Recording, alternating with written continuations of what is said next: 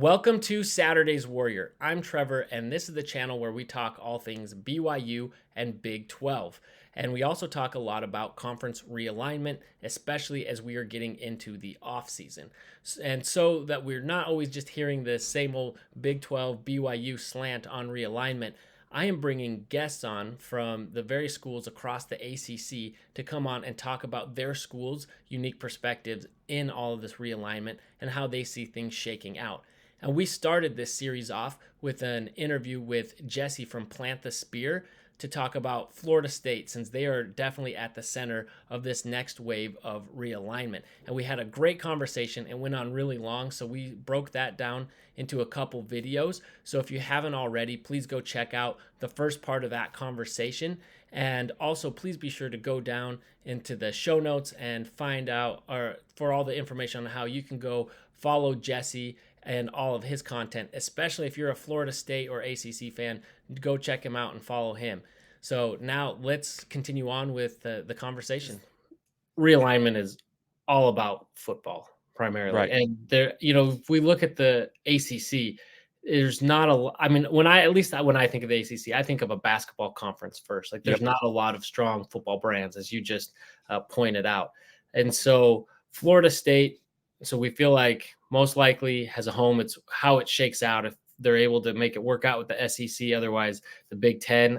It makes Florida State makes more sense for the Big Ten than I think the Big Ten makes for Florida State. If that Oh, I wholeheartedly agree with that. And I will say in the initial lawsuit, Florida State never actually said they were trying to leave the ACC. They just kind of want clarification on, so if we were to leave, how would this go about? What would this process be? How would it cost? How much would it cost? Because again, everything's so secretive with the ACC, it's hard to know what the actual number is, and they just want to get a number and to see what it would cost. Now, I will say another interesting development is in Florida State's most recent update, where they filed an amendment in Leon County in Florida with their recent lawsuit. They used the verbiage that once Florida State leaves the ACC, and that has not been said before. So that's something that's going to be very interesting to watch too. But I don't think they were necessarily trying to just, blow up the ACC, so to speak. But I think they were just looking for what it would take to get out of the ACC. And, some of the gloves had come off, and I think now they're just really trying to find that door. But I think you make a lot of sense there. I think it makes more sense. It's more beneficial for FSU to find the Big Ten than the Big Ten to grab FSU. But I also think that, it does give them, the Big Ten, that nationwide conference. You have the West Coast to the East Coast, the North to the South. Let's face it, they're not going to get Florida. They're already in the SEC, and Miami is, of course, they're in a larger metropolitan area, but when you look at TV numbers, game attendance, and things like that, they're just not on the level that Florida State is. So if you were trying to make a move into the South, I think you have an opportunity to snag two of the biggest brands in the South that are not already in the SEC. Yeah, absolutely. So, I mean, I was just trying to pull up and look at, because I'm thinking of, obviously, Florida State and Clemson are talked about oftentimes as partners, much like the Texas OU and the USC, UCLA, because they are the biggest football brands within the conference. I mean, if you count Notre Dame, but for football, they're not a full member. So, but Clemson, if I was trying to figure out when it was that they exactly turned it on, but it was maybe 10 to 15 years ago that they were still pretty bad and Yeah. insignificant for a long time.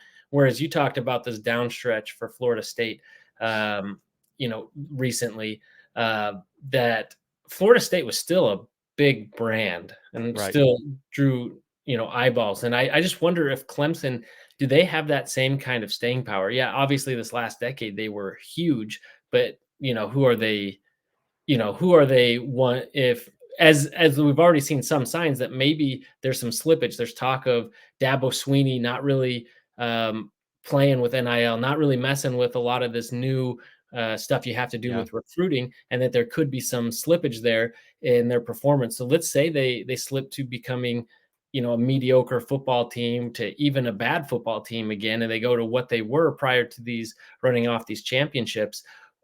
Do they have that same staying power? And if not, then are they still as appealing? Like, did they miss their window to get out and to get to especially like Big Ten, where they definitely don't really fit the academic profile. They always feel like an SEC team. Like I feel like they should just, the ACC and SEC should just swap South Carolina and Right. Clemson and call Right. it good. It feels like they both fit better in the other conference. But so if Florida State's out there and they're, assuming other teams get out of the ACC as well, who would you like to see be a travel partner with you, or who would you like to see, whether it's the Big Ten or the SEC, or maybe that changes your answer? Who would you like to see as that companion? Well, first I'll touch on what you said with Clemson because I think that's a really good point, and I think that's something that I also feel the same way about. Clemson really hit their stride. I think it was around 2014, 15, which is when they won in 15 and 18, I think the titles. But when Florida State, since they entered the ACC in 92, they've won 16 ACC championships. Clemson has won, I believe, 8 or 9 in that same period. Now, they pretty much dominated the ACC up until Florida State joined. And I think they went almost 20 years without an ACC title once Florida State entered. So, Florida State, I know that Clemson has really propped up the conference in the last few years when Florida State had a down period. But when you look at the numbers, even in Florida State's really kind of like worst period ever versus Clemson's best period ever, the Florida State put out a graphic where from 2014 to 2022, they led the ACC in viewership, even ahead of Clemson. Keep in mind that also factors in that really bad period for Florida State and that really good period for Clemson. And everybody said, "Well, you're cherry picking numbers." It's like, yeah, well, they also left out the national championship season, so that's not a very good cherry pick if they did pick a cherry.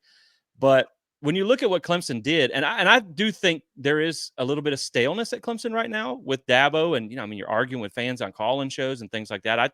I thought I think Dabo also kind of lost his position to go to Alabama. That felt like a certain ordeal, but then when they started losing, he's not taking advantage of the transfer portal. I think he kind of burned that bridge. But when you look at Clemson in 2022, they were ahead of Florida State, which again, keep in mind last year, 2022, Florida State was coming off their fourth consecutive losing season at 5-7, and they went 10-3 that year. Florida State was 15th in viewership at 2.03 million viewers. Clemson was 10th at 2.59. They won the ACC that year. I think they went 11-2. The next highest ACC team was NC State at 43rd with 881,000 viewers. So the gap is huge. But when you look at 2023, Clemson went 9-4. Their viewership fell to 1.7, down to 22nd. Florida State's rose to 3.58 million and was top 10. So they had like one kind of bad year, and their viewership tanked. I mean, it was almost cut in half. So, like, that's a pretty significant thing to think about. If they were to go stale again, like you mentioned, do they have that staying power? Florida State really was a very close number 2 in the ACC in viewership during one of the worst periods in the last 4 decades. Now, as far as who comes with us, I think it depends on where you go. Now, obviously, I would like to take I hate to say this, but we'll bring little brother along. I'd like to take Miami with us wherever we go because it's an in-state rival, one of the best in our opinion in college football. I would hate to see that get killed, like you said, with a lot of the rivalries that are going by the wayside. I would like to see that happen. I don't know that it does happen, but I think your most likely is going to be UNC, and I expect them. If someone else jumps in this lawsuit, I think they're going to be next because their board of trustees chair had some pretty interesting comments come out not too long ago about how they're basically just browbeating their members into taking their word for everything, and it's hard to support other sports, and they're looking out for their bottom tier brands in spite of their top tier brands. So I think UNC is going to be one to find the door. I think Louisville's another one that could go along there because they have success. They have a big enough budget. I think they feel like a Big 12 fit to me. But I think once you get past Florida State, UNC, I mean, Virginia Tech to a degree, if they can get successful again, I just think that about half of the ACC teams don't have another option. So I don't know how many of them are even going to get that offer, which is why I don't think that Clemson and Florida State leaving necessarily means the death of the ACC. I just think it's probably going to be the new Big East. You'll still have the basketball schools, and you see Miami's holding firm of the ACC. Duke hasn't really made any waves, but I think for me, I would like to take Clemson wherever we go because it gives us a close kind of regional rival to take with us, especially if it's the Big Ten where you don't have any other close teams. If it's the SEC, I don't care if none of them join us because we have, we have plenty of other teams to play. I just would hate to see the Florida State Miami rivalry go by the wayside. That would be, I think, the hardest one, the pill to swallow. With that said, I think if Florida State getting out of the ACC and doing what's best for the program means you lose that, I mean, you still got Florida, so it is what it is. And if you go to the Big Ten, hopefully you can at least hold on to one of those rivals. There's a state law that they have to play, but I don't know how enforceable that is. Right. Yeah. Very interesting. So with those rivalries, yeah, I wasn't even thinking about it with Miami. Like, if you go to the Big Ten, you probably aren't going to be able to keep playing both of them, and maybe Florida doesn't want to play anymore. We've seen other rivalries just completely go away. Now, you guys are a little bit unique because traditionally there's a lot of SEC, ACC schools that will play each other to maintain those rivalries outside of conference. But I wonder if going to the Big Ten that could go away. I wasn't even thinking about that, and that would be a shame. Which I think speaks to the pain of growth in college football. I think I made this kind of comparison the other day that I think they're outgrowing the framework of college football faster. The money is superseding why we love college football, and it's a shame that it's falling this way. And I mean, I get it. College football, according to viewership and things like that, is better than it has ever been. But it's sad to see these traditional blue blood rivalries and things like that go by the wayside, all for basically money. It's kind of sad that they can't find a way to just figure it out. Let's just go to super conferences and save Do you some of think these they will go to rivalries. super conferences? I think that's going to happen eventually. And I think really when you look at the recent playoff, contract and stuff that came out, I think that's your biggest telltale that right now the Big Ten and the SEC can kind of demand what they want, because what are you going to say?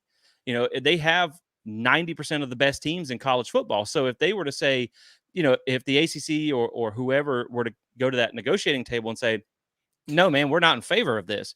Well, then what stops them from going, okay, well, y'all have your own thing and we'll go do our own thing somewhere else. And, who's going to care more about those two conferences or the rest of the conferences? And I think the answer is obviously when you're the two biggest seats at the table, you kind of get your own way. So I think if they decide to just kind of soak up the rest of the brands, I think then it will go to two power conferences, maybe a third power conference if you can figure out how to kind of like boil everybody in the Big 12 and the ACC down to one other power conference.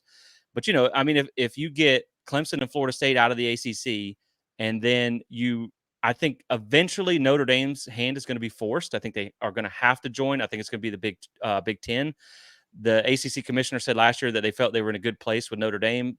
That's a complete crock, because it's not. I mean, they're not going to join the ACC. That's crazy. So I think they will be forced, because everybody they play is going to be in one of those power conferences, and all they have to do is say, look, you don't have a schedule if you don't join one of these conferences, because we're not going to play you. So I think if you see those three dominoes end up somewhere, Clemson, Florida State, and Notre Dame, I think you're going to have almost no choice but to go to power conferences, which if it means you can get a commissioner and break away from the NCAA and do all the things necessary to get everybody on a fair footing, I think it's good for the game. Because if you look at the NCAA versus the NFL, if the AFC made 50 million more than the NFC, or had, unlimited salary caps compared to the other division, you would say that's not even remotely fair. That's what we have in college football right now. You have each conference gets paid differently, and at the end of the day, you still have to compete against those other conferences to win a national championship. So, I think out of fairness for the game and the good of the sport, I think it will go to Power 5 or power conferences. But again, then I start wondering, when do teams start getting regulated, out of the picture? Because there's some that just kind of collect, like a Vanderbilt, again, a great example, a team that just kind of collects a check and has never won anything, which is insane to think about, that you have a team like Vanderbilt who just exists. They're the doormat of the SEC as far as football is concerned, making more money than Clemson and Florida State that have won 6 national titles combined. It's just crazy to think about. So I think, I think in the long run, it will go to 2 power, maybe 3 power conferences. Yeah, as a BYU fan, that's a hard pill to swallow, seeing these schools that, where BYU, I think, is always punched above its weight class. We'll see, Right. as we continue to get into the Big 12 with more money and resources, how things go. But watch teams like a Vandy, like Purdue and, Rutgers and all these schools that are just collecting checks and are there just because of history, because they've always been in there, in which case, all these other rivalries are being torn apart. And yet, ironically, the Big Ten is keeping all these really bad brands in terms of at least football that aren't adding value there in there because of that history, and then others because of market, like Rutgers or whatever. And so, yeah, it's really frustrating. I don't like the idea of going to super conferences. I think it's taking away from what we love in college football.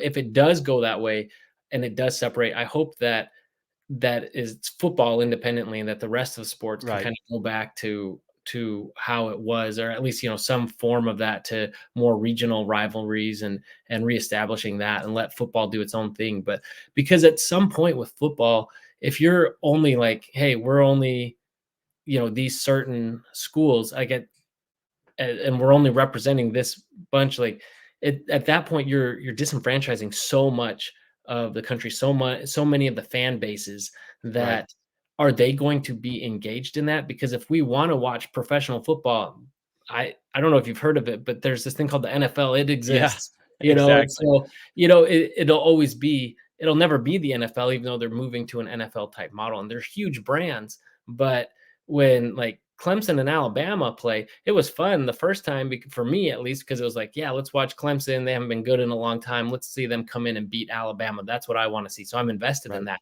After Clemson starts winning a few and Bama's still Bama and they play again, I'm just like, I don't know. I can't really root for either one of them, because if Right. you don't have that upcoming team, because they're now established as another powerhouse. And so for me, if your school's not there, are we going to be invested? And there will be a lot of people that are, and they're going to prove me wrong, and they're going to go make lots of money and show me that it works. But for me personally, it's just a lot harder. Even growing up in Michigan, near Ann Arbor, so I grew up rooting for Michigan schools and U of M.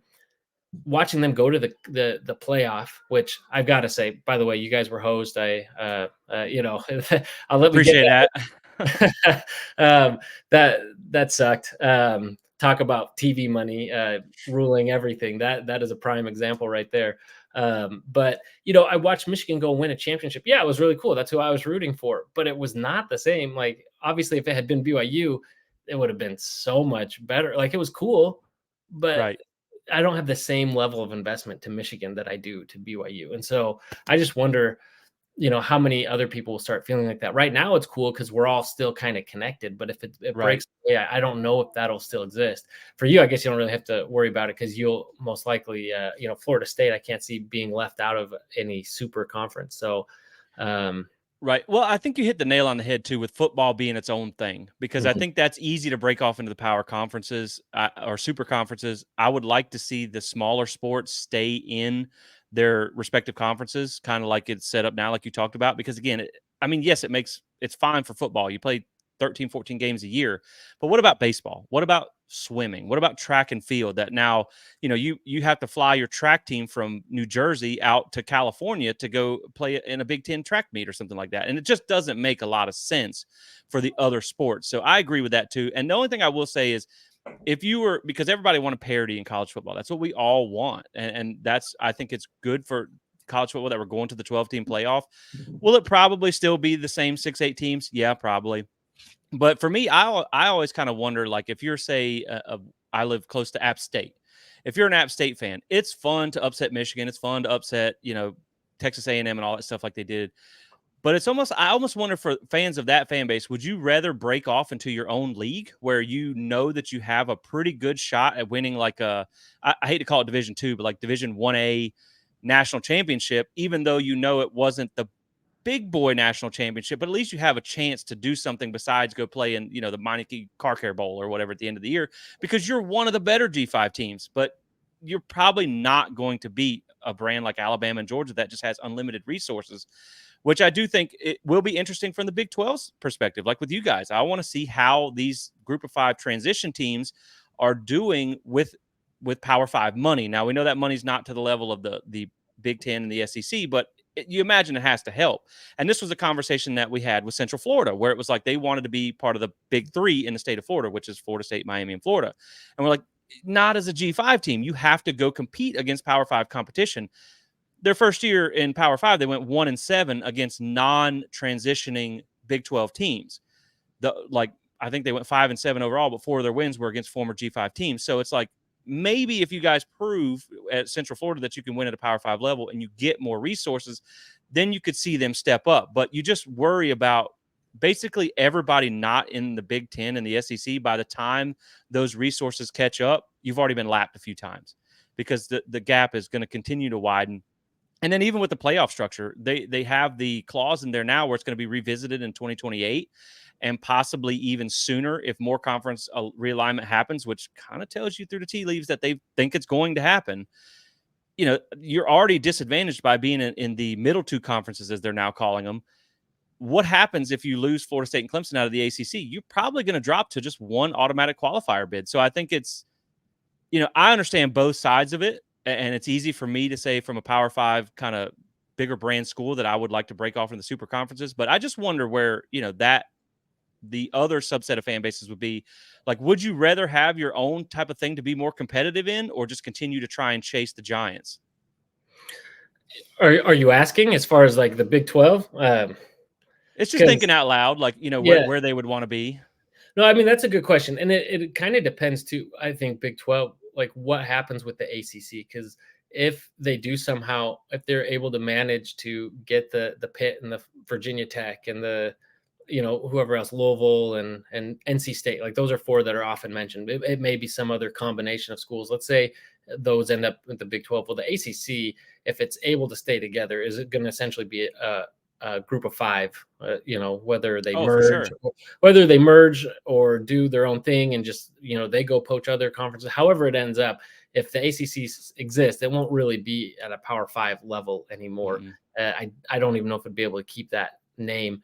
And then that puts Big 12 squarely in 3rd place, but then also at a distant 3rd place. And so they'd be in, it's going to be a unique situation because I think they're big enough and have enough brands and enough of the country that you can't ignore them, especially if you look at basketball, right, which I know this is driven by football, but even then you have enough quality football programs out there that it's like, you can't completely ignore them. But at the same time, obviously we don't have any of the major brands that the other 2 conferences have, even though maybe we're deeper in brand name from top to bottom, because right, we don't have the Purdue's and the, whoever else weighing us down.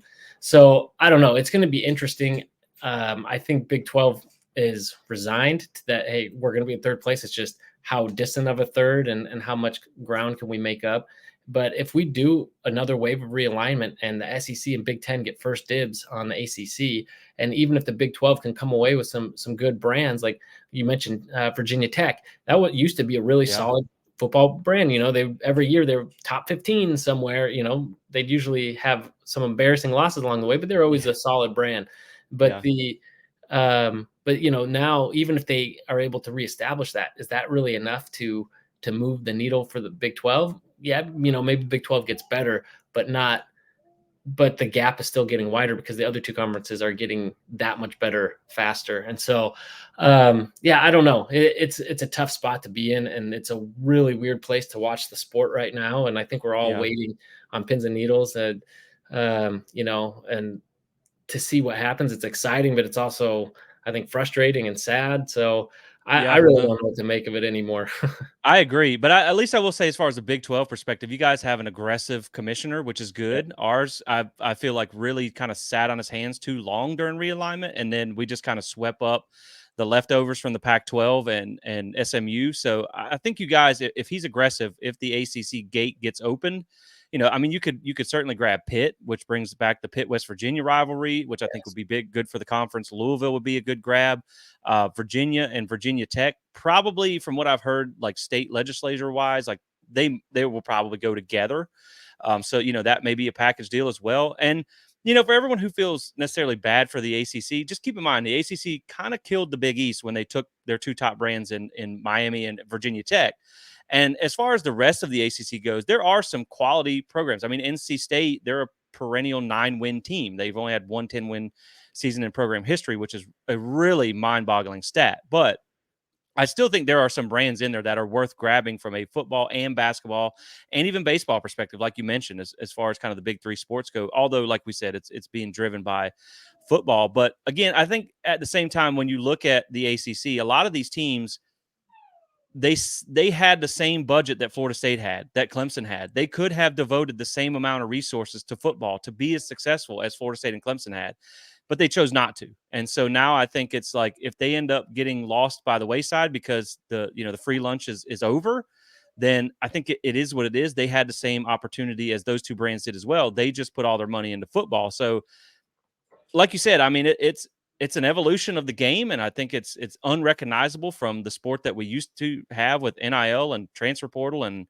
there's just so many changes. And like you said, there is already a professional version of the sport that does it better than you do, and they have more rules and guidelines, and it just feels like college football is in one of the most exciting and also most unsteady times in its lifetime. It's huge. It's bigger than it's ever been.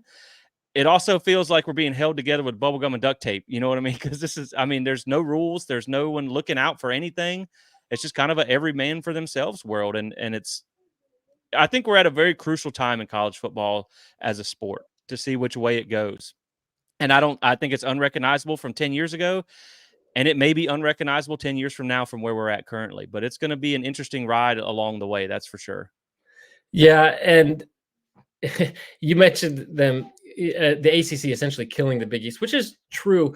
But back then, things moved so much slower. It was a slow death. Right. That a lot of people, you almost didn't notice. There was so much time in between. Whereas now, one thing happens and the ripples and the changes are immediate and the impacts Yeah. and everything is just moving at such a breakneck pace that it's hard to follow. And it's real clear to see if you do this, you'll see the Right. impact right away, and it'll be real easy to point the finger at that. So anyway, yeah, it really is wild times. So real quick, I want to put you down, get officially, because I did another video with somebody else a little bit ago, and we did kind of percentages on where we think schools are going to end up. So you think after all this with Florida State, the lawsuits, everything, Florida State, let's put a percentage on where you think Florida State ends up, whether Big Ten, SEC, stay in the ACC, Big 12, or other. So out of those 5 categories, how would you break that up percentage wise?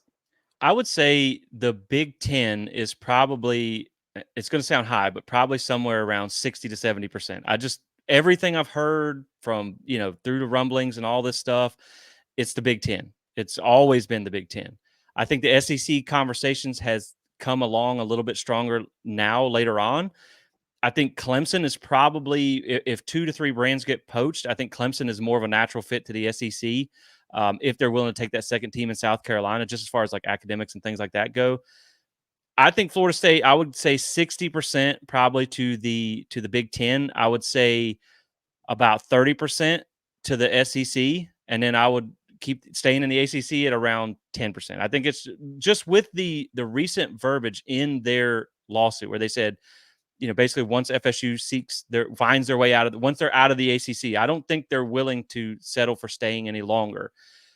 That may not happen. Legally they may not have a choice, but I think it's getting slimmer by the day, especially when you have more programs joining the lawsuit. And like if UNC dives in and things like that, I think it's going to expedite the process. I don't see them going to the Big 12. I would put that at like 0%. I just think it's a sidestep for them. And with Texas and OU gone, I just don't see that being an option for them. I think they would probably be better off staying in the ACC and hopefully in 2027 or something like that, maybe renegotiating their media rights deals.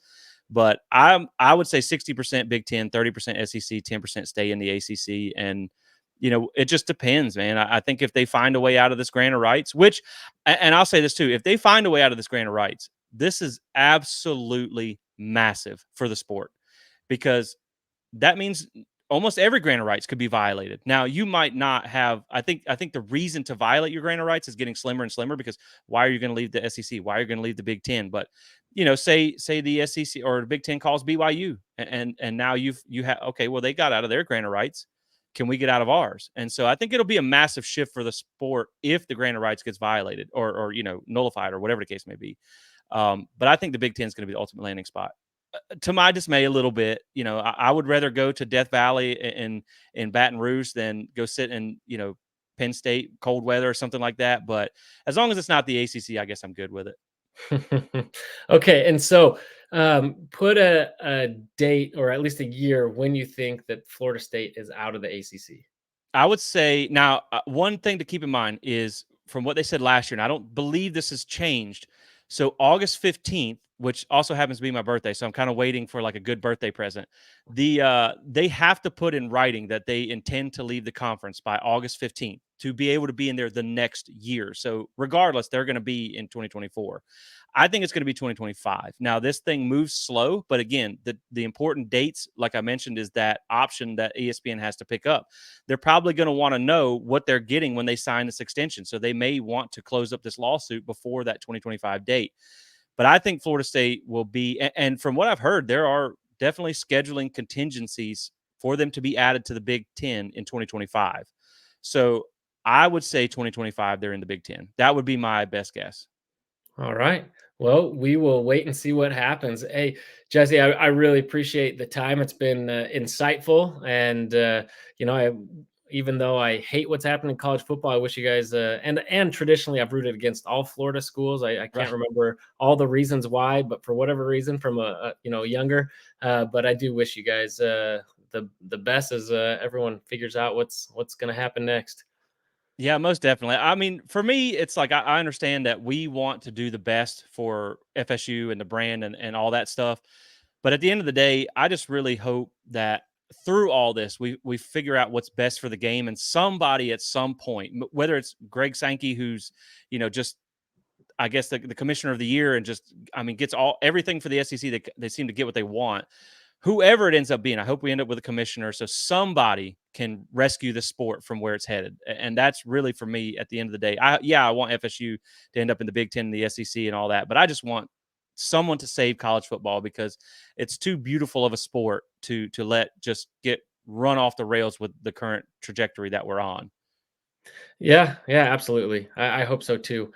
Well, thanks everyone for watching, and please be sure to go check out Jesse and all his content with Plant the Spear. I'll put all that in the show notes below. And as always, go Cougs! Go Knowles. Ah. Yeah, I got to squeeze it in there.